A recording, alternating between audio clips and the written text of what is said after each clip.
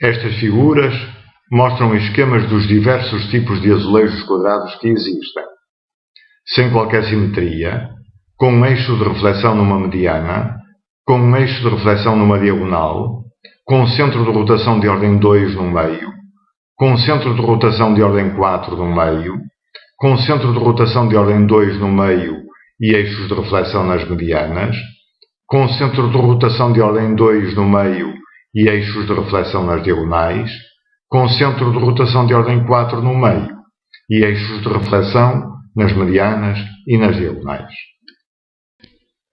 Como se vê, representamos os eixos de reflexão que funcionam como espelhos por uma linha vermelha. Representamos os centros de rotação de ordem 2 e 4 com pequenos círculos com os números 2 e 4 respectivamente. O centro de rotação de ordem 4 significa que, rodando o azulejo de 90 graus em torno desse centro, ele se mantém invariante. O centro de rotação de ordem 2 significa que, não sendo de ordem 4, rodando o azulejo de 180 graus em torno desse centro, ele se mantém invariante. Todas estas são simetrias próprias do azulejo. São aquelas que são perceptíveis olhando para um único exemplar. Estes 8 azulejos representam todos os tipos de azulejos que existem, no que diz respeito às simetrias próprias. Consideremos agora infinitas cópias de um azulejo quadrado e pavimentemos o plano encostando os azulejos aresta com aresta. Daqui podem resultar padrões em número infinito e alguns terão simetrias, ou seja, transformações rígidas do plano que deixam invariante o desenho produzido pela pavimentação. Estas figuras mostram algumas pavimentações deste género, onde estão postas em evidência as suas simetrias. Os segmentos amarelo delimitam regiões fundamentais. Lembremos que as regiões fundamentais são paralelogramos de área mínima que se repetem segundo as duas direções independentes, que são as dos seus lados, cobrindo completamente o plano, sem sobreposições. Olhando para as figuras, vê-se que são inteiras as coordenadas dos vetores que estão segundo os lados das regiões fundamentais, tomando como unidade de comprimento o comprimento do lado do azulejo. Como anteriormente, representamos os centros de rotação de ordem 2 e 4 com pequenos círculos com os números 2 e 4 respectivamente. Aqui, quando se roda o painel em torno destes centros, da maneira referida a propósito de um azulejo, o desenho mantém-se invariante. Como se vê, este azulejo, sem qualquer simetria própria, produz painéis com centros de rotação de ordem 2 e 4 nos vértices e de ordem 2 nos pontos médios das arestas. Se o azulejo fosse reflexo, se tivesse pelo menos um eixo de reflexão próprio, então teria painéis com eixos de reflexão nas arestas. Os painéis têm só translações de coordenadas inteiras. As simetrias deste tipo dizem-se triviais. Aqui, a palavra trivial não tem qualquer sentido pejorativo. É usada no sentido matemático e não no sentido estético. Uma caixinha de miniaturas de azulejos, feitos em cartão, em madeira, em plástico ou até em cerâmica, pode ser um brinquedo muito útil para crianças dos 7 aos 77 anos. Simples azulejos como este, ou azulejos mais complexos. Juntando 12 azulejos de uma forma aleatória num retângulo 4x3, obtemos um pequeno painel. Copiando na parte da direita este painel, obtemos outro. E temos assim um exemplo de uma translação de 4 unidades na horizontal. Acrescentamos agora mais 24 azulejos, como se fossem a imagem no espelho dos primeiros 24, sendo o espelho o segmento vermelho.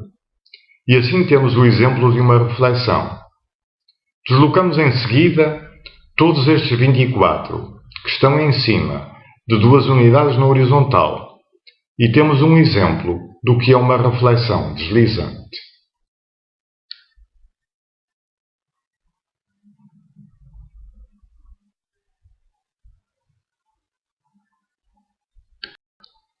Nesta última imagem, os azulejos estão pintados de diferentes cores para tornar mais evidente a reflexão deslizante. Rodemos agora o azulejo em torno de um vértice, neste caso o vértice que coincide com o do triângulo azul.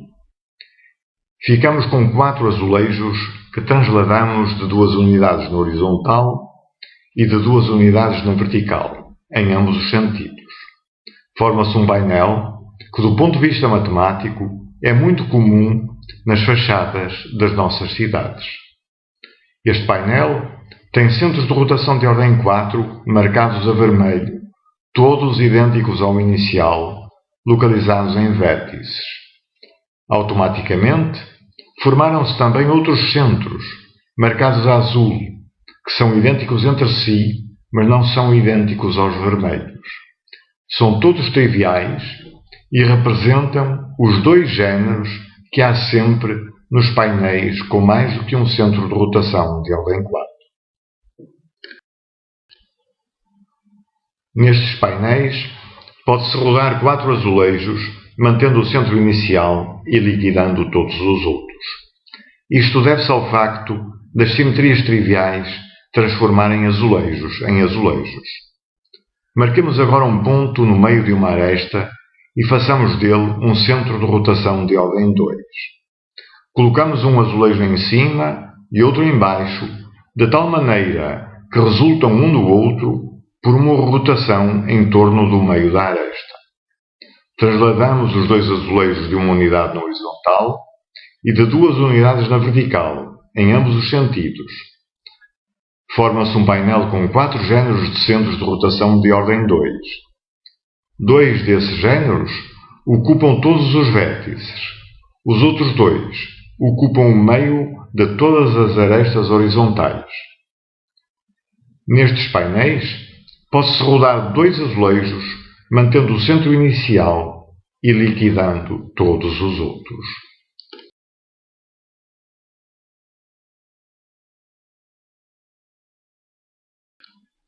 Quando o azulejo tem um centro de rotação de ordem 4 no meio, como aqui, nestes 3 exemplos, só pode formar um painel. Quando tem um centro de rotação de ordem 2 no meio, como aqui, nestes 5, já se pode formar infinitos painéis distintos. Por maioria de razão, o mesmo sucede quando não há qualquer centro de rotação no meio do azulejo, como nestes 5 exemplos. Cada um deles forma um número infinito de painéis. Regressemos a este azulejo com um centro de rotação de ordem 4 no meio, assinalado por um quadradinho vermelho. O único painel que forma revela-nos simetrias que não eram bem perceptíveis observando um único exemplar do azulejo. Tem os centros de rotação próprios, mas formam-se outros centros de rotação de ordem 4, assinalados a azul, centros de rotação de ordem 2, representados por pequenos círculos, e eixos de reflexão traçados a vermelho e de reflexão deslizante traçados a verde.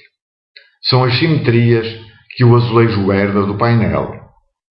Retiradas aquelas que são triviais, o azulejo tem estas simetrias, próprias ou herdadas. Para um azulejo qualquer, convencionemos que se há pelo menos um painel com um centro de rotação de ordem 4, esse é um centro de rotação de ordem 4 do azulejo. Se há pelo menos um painel com um centro de rotação de ordem 2 e que não é de ordem 4, esse é um centro de rotação de ordem 2 do azulejo. Se há um painel com um eixo de reflexão que traça um segmento no azulejo, esse é um eixo de reflexão do azulejo, etc. Excluem-se destas convenções as simetrias triviais. Comparemos agora estes dois azulejos com as mesmas simetrias próprias, centro de rotação de ordem 2 e reflexões nas medianas. São até parecidos, mas matematicamente são distintos. E isso por causa de um painel que faz toda a diferença entre eles. De facto, o segundo azulejo tem centros de rotação de ordem 4 no meio das arestas, que são rígidos porque só existem nesse painel, e tem ainda reflexões e reflexões deslizantes, tudo herdado, que não se viam no azulejo isolado.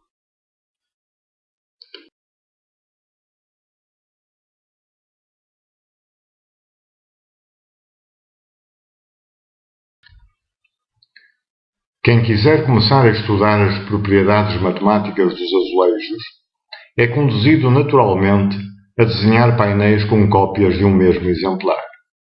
Uma das possibilidades mais evidentes e não triviais, mas elementares, é de reunir 4 azulejos em torno de um dos vértices e em seguida obter um painel fazendo translações.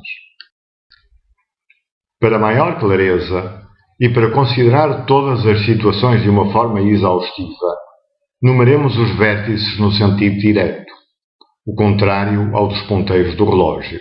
1, 2, 3 e 4. O vértice 1 é o do canto superior direito, na posição em que está o azulejo da figura. Em torno desse vértice, reuniremos mais 3 azulejos. Para cada um dos 3 restantes, há 4 maneiras de os colocar, o que dá, ao todo, 64, 4 vezes 4 vezes 4 possibilidades. Depois, trata-se de fazer as translações. Há 3 possibilidades para as translações.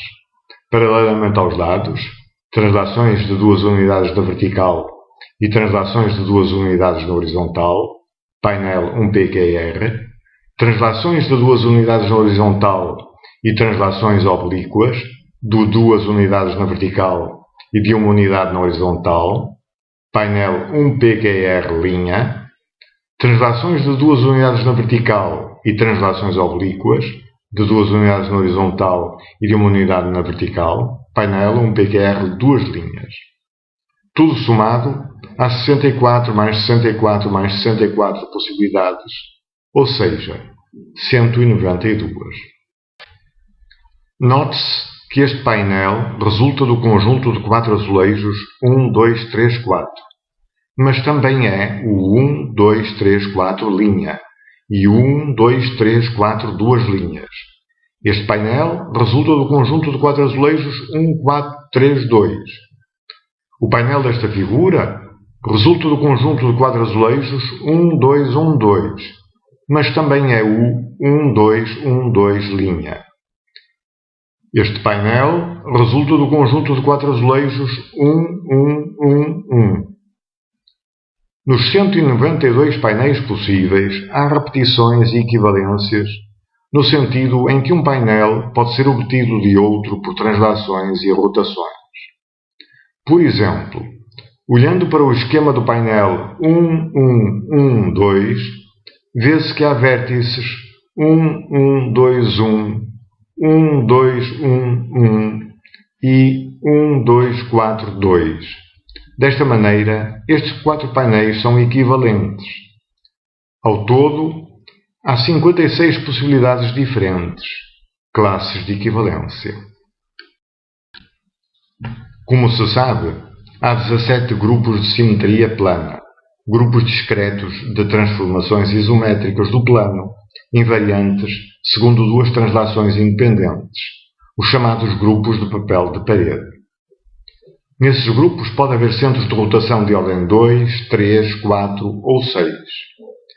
5 desses 17 grupos têm rotações de ordem 3 ou 6 que não são possíveis em painéis com azulejos de padrão quadrados.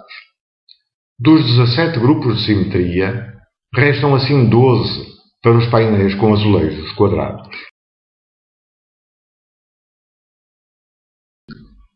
Suponhamos agora que o azulejo tem um eixo de reflexão numa diagonal, como este com o triângulo verde. verifica-se que há, dos 56 painéis já referidos, com reflexão 16, sem reflexão 40.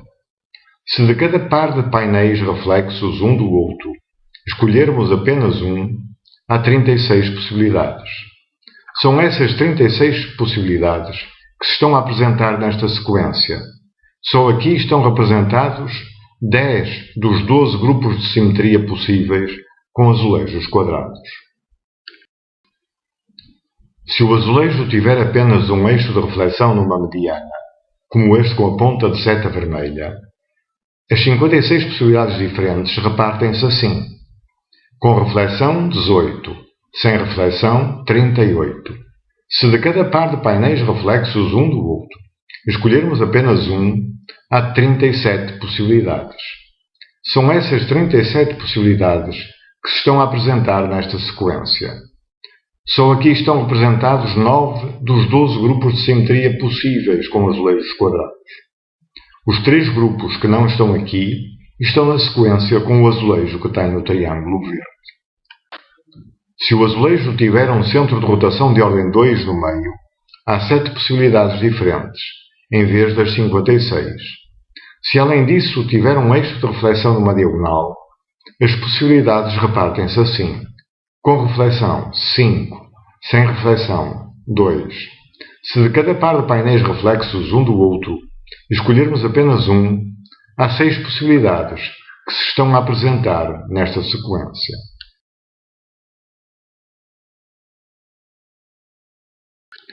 Se em vez de ser na diagonal, o eixo da reflexão for numa mediana, as possibilidades repartem-se assim: com reflexão 7, sem reflexão 0.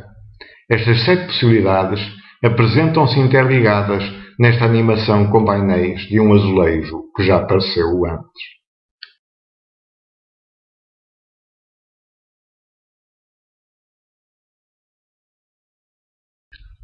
Aos padrões com mais de um centro de rotação de ordem 4, chamo de tipo P4.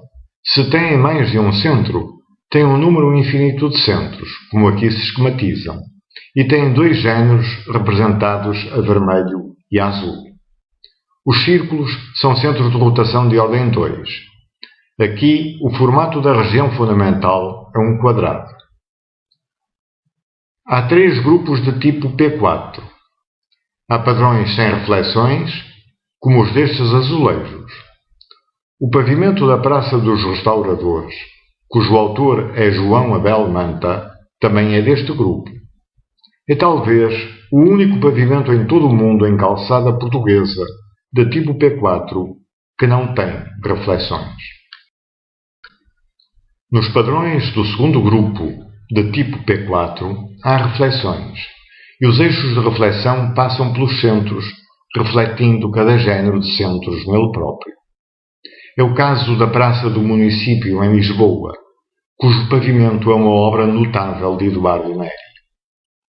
Um género de centros está no meio de quadrados de calcário claro. O outro género de centros está no meio de quadrados de basalto escuro. Esta mudança de tonalidades, devidas ao grupo do padrão e ao engenho e talento de Eduardo Neri, contribui para a dinâmica giratória do pavimento que acompanha o movimento helicoidal do pelourinho existente no meio da praça. É também o caso da calçada portuguesa da entrada do Palácio Galveias, em Lisboa. Um género de centros está no meio de círculos de calcário claro. O outro género de centros está no meio de quadrados de basalto escuro. Outros exemplos são a Praça Duque da Terceira, no Cais de Sodré, em Lisboa, e a Praça Floriano, ou seja, a Cinelândia, no Rio de Janeiro. Vemos agora uma sequência de painéis de azulejos deste grupo. Nos padrões do terceiro grupo de tipo P4 há reflexões, e os eixos de reflexão refletem cada género de centros no outro género de centros. Este grupo é raro em arte. Talvez não haja calçada portuguesa em todo o mundo que tenha estas simetrias. Isto acontece provavelmente porque os dois géneros de centros são parecidos ao nosso olhar e o padrão não consegue ter a variedade ou a dinâmica dos precedentes. Apresentam-se aqui painéis de azulejos e pavimentos deste grupo que só existem em desenho. Sendo raro em arte, é todavia frequente vê-lo na disposição dos tacos de madeira dos nossos soalhos e nos pavimentos com blocos de cimento, como mostram as imagens. Um padrão de tipo P4 ou outro é, por definição, infinito. Aquilo que se exibe num painel de azulejos ou num pavimento é sempre um fragmento como aquele que aqui está esquematizado com os seus dois géneros de centros de rotação de ordem 4 e os centros de rotação de ordem 2. Todos percebemos como se prolonga este padrão a todo o plano. Nele estão todas as informações. Quando se tem um sistema de referência ortonormado assente em centros vizinhos, como este, as coordenadas de todos os centros são inteiras. Mais geralmente, quando está assente em centros que não são necessariamente vizinhos, as coordenadas de todos os centros são racionais, isto é, são frações de números inteiros. Quando se introduz um outro centro no padrão, é gerado um novo grupo de transformações rígidas do plano que contém as precedentes. E de duas, uma. Ou há compatibilidade, isto é, as coordenadas do centro que se introduz são racionais e é gerado um novo padrão mais fino que o anterior, ou as coordenadas não são ambas racionais e o que é gerado é um grupo não discreto, isto é, o padrão colapsa. Neste fragmento retangular estão de facto todas as informações necessárias para se estender o padrão a todo o plano. Estão centros de rotação em número suficiente e está uma região geradora. Admitindo que pode não haver reflexões, a região geradora pode ser um triângulo ou um quadrado, como aqui se mostra, ou ter outra forma, que rodada convenientemente, deu origem a uma região fundamental. Na região geradora já está todo o código genético do padrão. Quando dois fragmentos de padrões se sobrepõem, de modo que a região coberta por qualquer um deles contém uma região geradora do outro, diz-se que há contaminação. Nessas circunstâncias interagem. E de duas, uma. Ou não são compatíveis, isto é, as coordenadas não são ambas racionais, e o padrão colapsa, ou são compatíveis, e forma-se um novo padrão que se estende às regiões cobertas por ambos, como se mostra nesta sequência.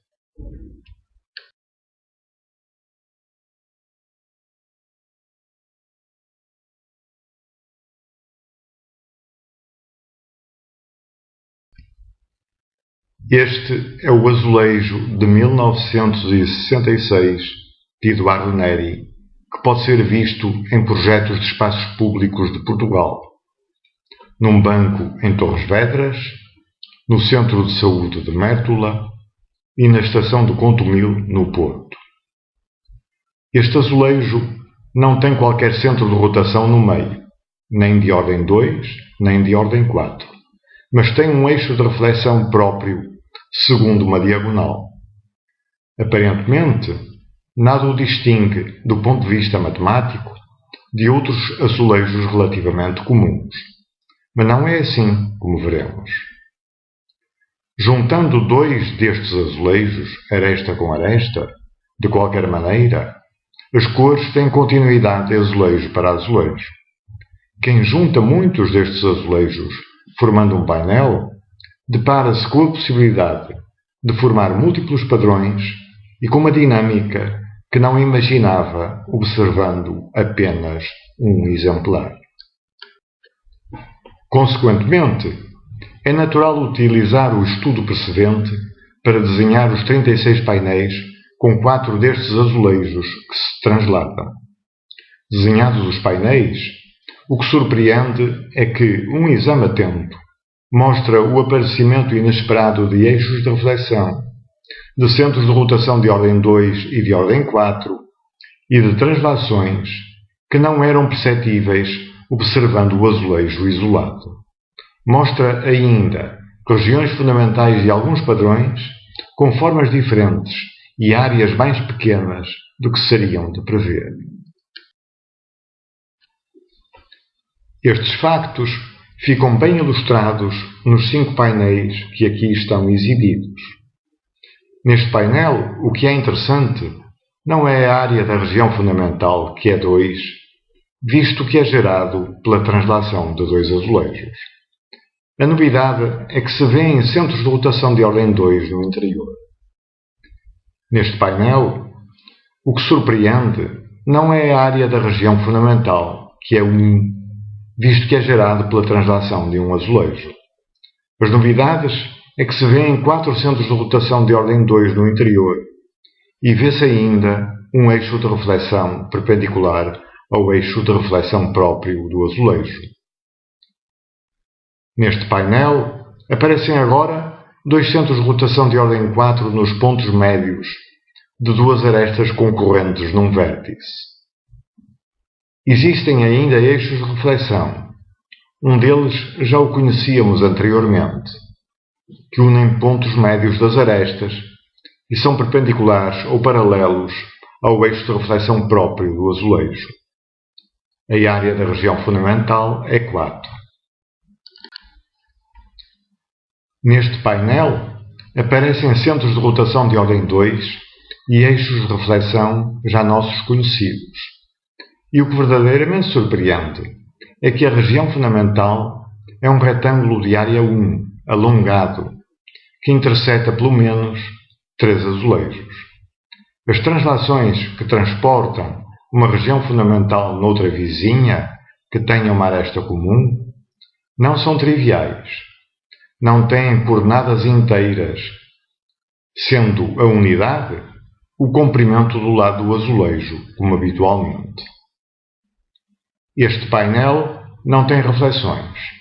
A área da sua região fundamental é 4, e ele e o seu reflexo possuem 4 centros de rotação de ordem 2 do interior do azulejo. Constatamos assim que o azulejo de 1966 de Eduardo Neri possui um eixo de reflexão próprio que une 2 vértices opostos, 4 centros de rotação de ordem 2 que estão situados nos pontos centrais dos 4 quadrados iguais que se obtêm dividindo o azulejo com os 2 segmentos que unem os pontos médios de arestas opostas. 2 centros de rotação de ordem 4 localizados nos pontos médios de arestas concorrentes num vértice. Como consequência, tem ainda 4 eixos de reflexão que unem os pontos médios das arestas e são paralelos ou perpendiculares ao eixo próprio, e uma translação de coordenadas fracionárias segundo uma diagonal. De todos estes elementos que definem a estrutura geométrica do azulejo de Eduardo Neri, os que despertam mais curiosidade são, sem dúvida, os 2 centros de rotação de ordem 4. Por esse motivo, este painel é, de todos, o mais relevante. A sua existência leva-nos a colocar imediatamente a seguinte questão: se um painel, constituído por cópias de um único azulejo, possui um centro de rotação de ordem 4 não localizado num vértice, como é esse azulejo nas suas propriedades geométricas? Suponhamos então que temos um painel formado com muitos exemplares de um mesmo azulejo e que esse painel tem um centro de rotação de ordem 4 não trivial. No azulejo em que está o centro de rotação, este ocupa um dos 4 quadrados assinalados. Rodamos o painel de modo a que fique no quadrado que está em baixo à esquerda. Sem perda de generalidade, fixamos o centro de rotação no triângulo inferior que se vê na imagem. Se estivesse no triângulo superior, colocávamos o painel ao espelho e, no reflexo, regressávamos à situação em que estamos agora. Definimos um referencial ortonormal com origem no vértice inferior esquerdo e vetores de base nos lados do azulejo.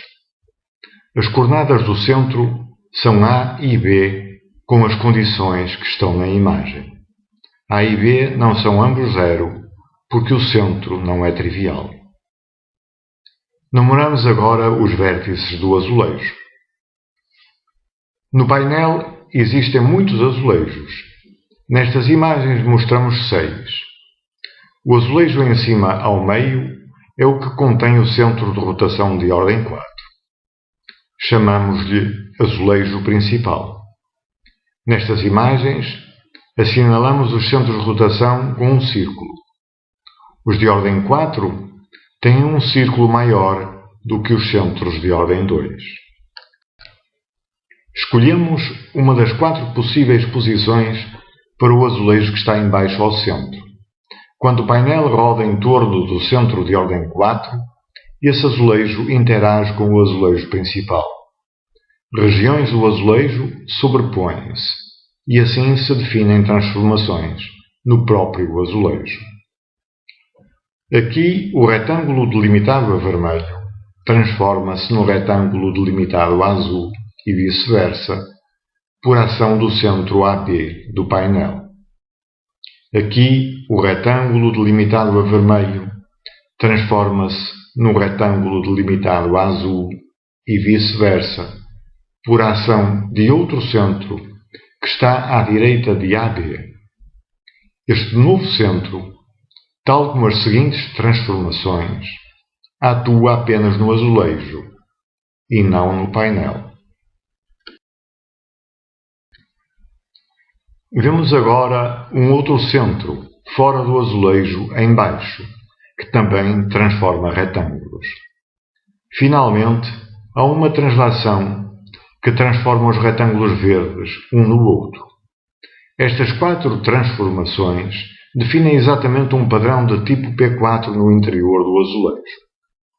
Se escolhermos convenientemente uma região geradora contida no azulejo, as 4 transformações vão transportar essa região de modo a cobri-lo, pelo menos parcialmente. Situações semelhantes ocorrem sempre que se coloca um azulejo no painel.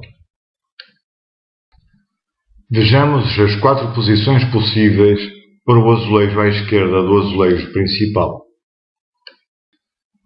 Aqui há 2 centros de rotação de ordem 4 e um de ordem 2. A região coberta é todo o azulejo, exceto uma vizinhança do canto superior esquerdo.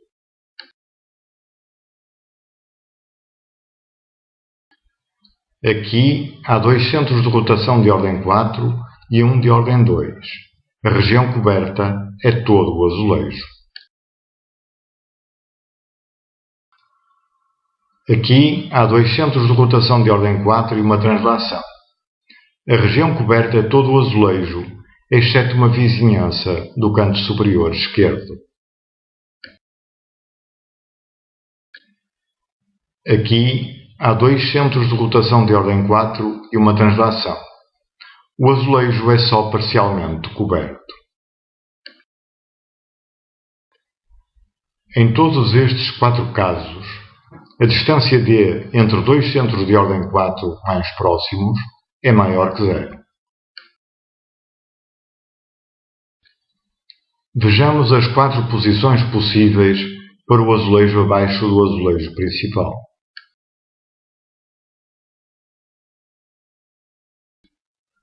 Aqui há 3 centros de rotação de ordem 4 e um de ordem 2. A região coberta é todo o azulejo.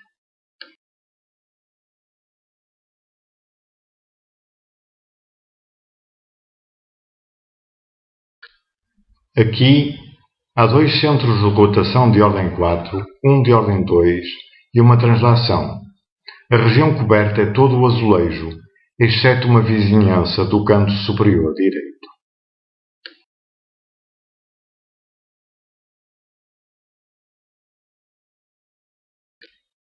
Aqui há 3 centros de rotação de ordem 4 e uma translação. A região coberta é todo o azulejo, exceto uma vizinhança do canto superior direito.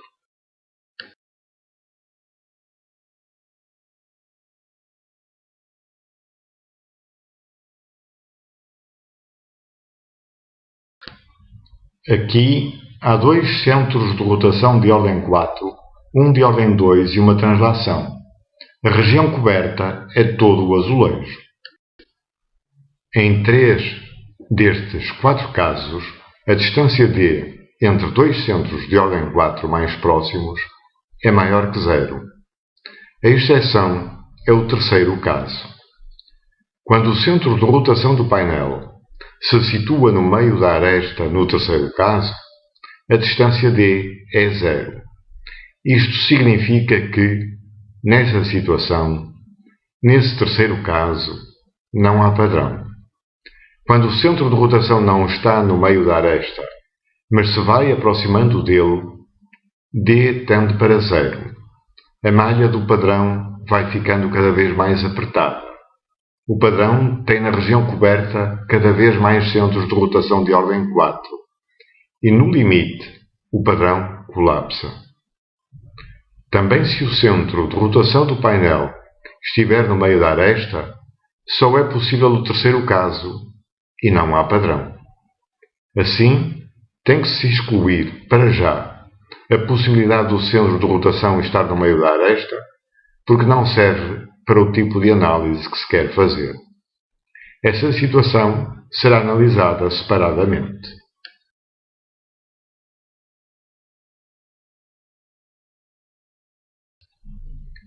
Quando se vão colocando azulejos, primeiro embaixo do azulejo principal, depois à esquerda, e assim sucessivamente, formam-se no azulejo padrões, como vimos. Cada azulejo que se coloca tem 4 posições. Colocados 2 azulejos, as 4 posições de cada um dão 16 possibilidades. Colocado o 5º azulejo, há 1024 possibilidades, mas não chega a ser necessário examiná-las todas. Tem que se ver se os padrões combinados se contaminam, isto é, se na sobreposição das regiões cobertas estão as regiões geradoras. Tem que se ver ainda se a sua ação combinada cobre todo o azulejo. Finalmente, tem que se impor a condição que sejam compatíveis entre si, isto é, que as coordenadas sejam racionais.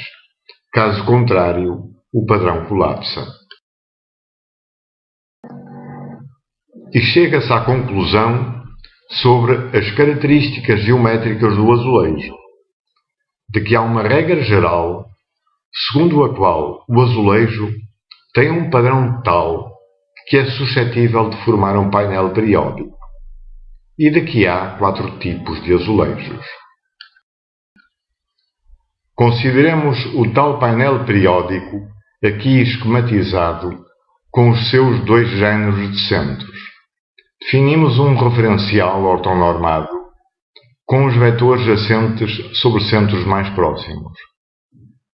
As coordenadas dos vetores definidas pelos lados do azulejo são PQ e -QP. No primeiro tipo, P mais Q é par, sendo P e Q inteiros. O azulejo pode ser escolhido transladando-o no painel livremente. No segundo tipo, P mais Q é ímpar, sendo P e Q inteiros. O azulejo tem os vértices assentes sobre os centros de rotação de ordem 4. No terceiro tipo, P mais Q é ímpar, sendo P e Q inteiros. O azulejo tem os meios das arestas opostas assentes sobre centros de rotação de ordem 4 e 2, respectivamente. No quarto tipo, P igual a M sobre 2 e Q igual a N sobre 2. sendo MN ímpar e N e N inteiros. O azulejo tem os vértices opostos assentes sobre centros de rotação de ordem 4 e 2, respectivamente.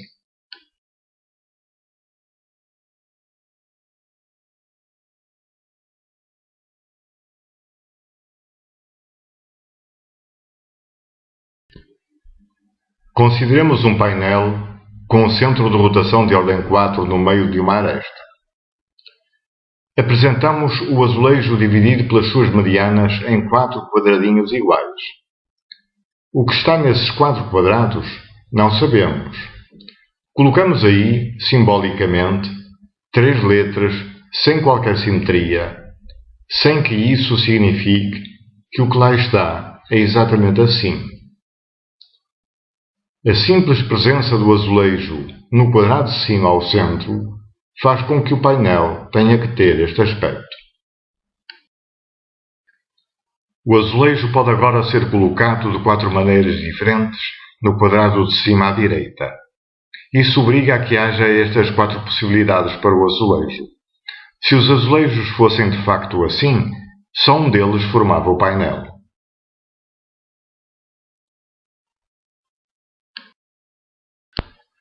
Por isso, coloca-se cada um destes 4 azulejos no quadrado de baixo à direita. Há 16 maneiras de o fazer, e continua-se o processo, que só se para quando se perceber quais são todas as possibilidades.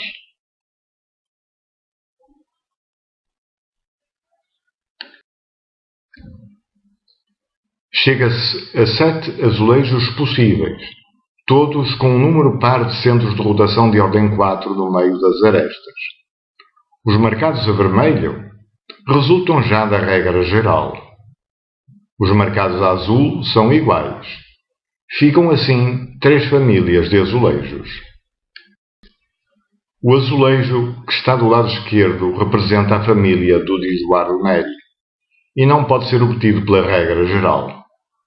Os outros 2 podem ser obtidos pela regra geral, mas só de certos painéis. Chamamos aos azulejos destas 3 famílias articulados.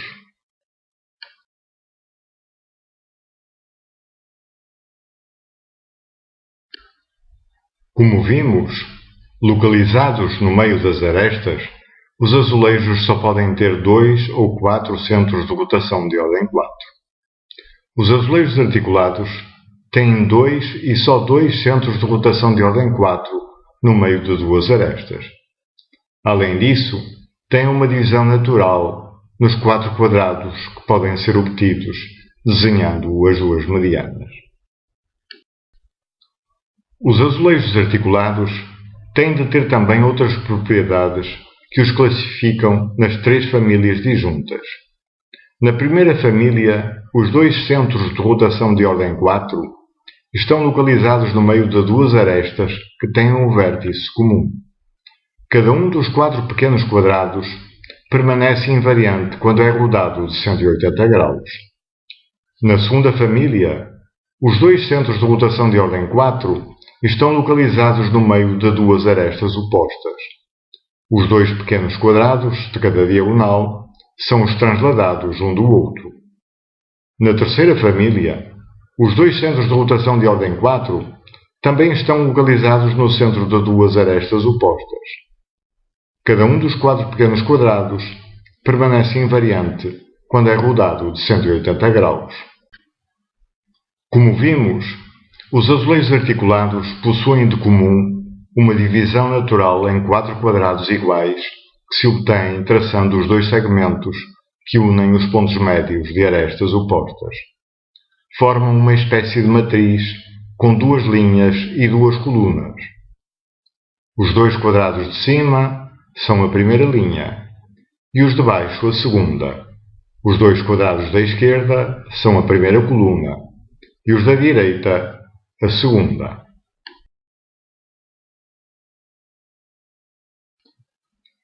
Este é o azulejo da primeira família. Aqui à direita está o azulejo que se obtém trocando as linhas. Aqui à direita está o azulejo que se obtém trocando as colunas. Colocando os dois azulejos obtidos lado a lado, facilmente se verifica que são o mesmo.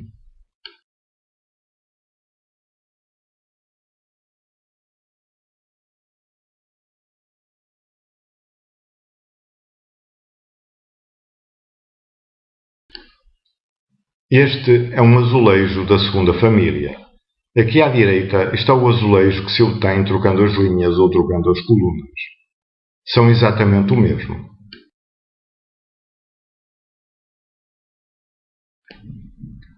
Este é um azulejo da terceira família. Aqui à direita está o azulejo que se obtém trocando as linhas. Aqui à direita está o azulejo que se obtém trocando as colunas. Colocando os dois azulejos obtidos lado a lado, facilmente se verifica que são o mesmo.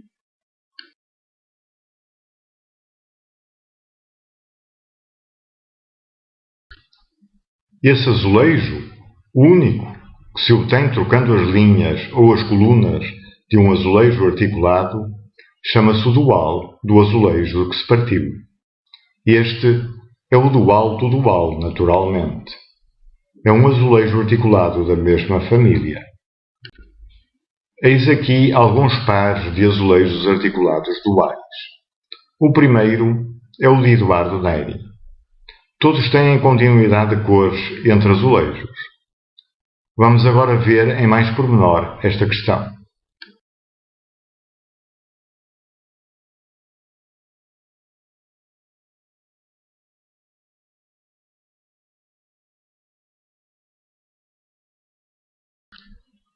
Se um azulejo tiver continuidade de cores entre azulejos, se tem uma determinada cor num ponto da fronteira, então tem a mesma cor nestes pontos.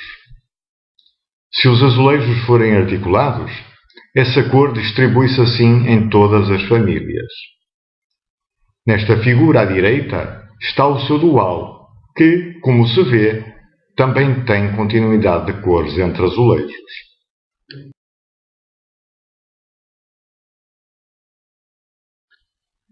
Quando se roda um azulejo articulado da primeira família, no sentido direto, ele toma estas quatro posições. A primeira e a segunda posições têm a segunda linha igual. A primeira e a terceira posições têm uma diagonal igual. A primeira e a quarta posições têm a primeira coluna igual. No canto inferior esquerdo, o N, cor vermelha, ou o S, cor azul, estão sempre aprumados.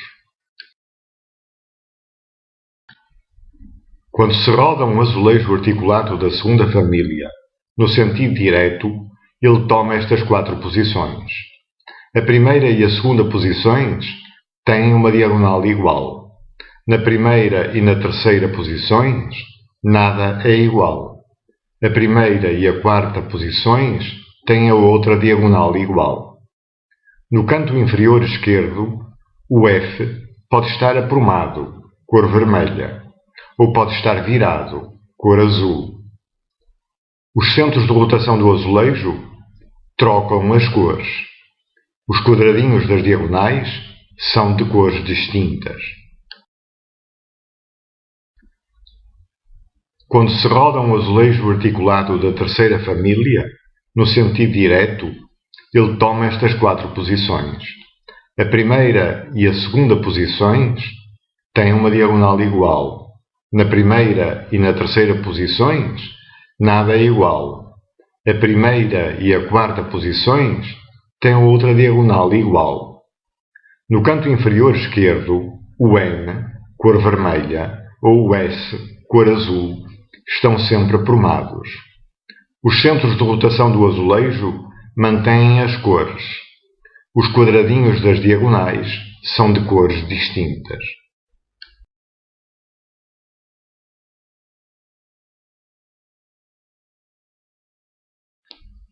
Num painel com o centro de rotação de ordem 4 no meio de uma aresta, no caso da terceira família, um quadradinho de uma cor é enviado para outro quadradinho da mesma cor, quando se roda de 90 graus em torno desse centro.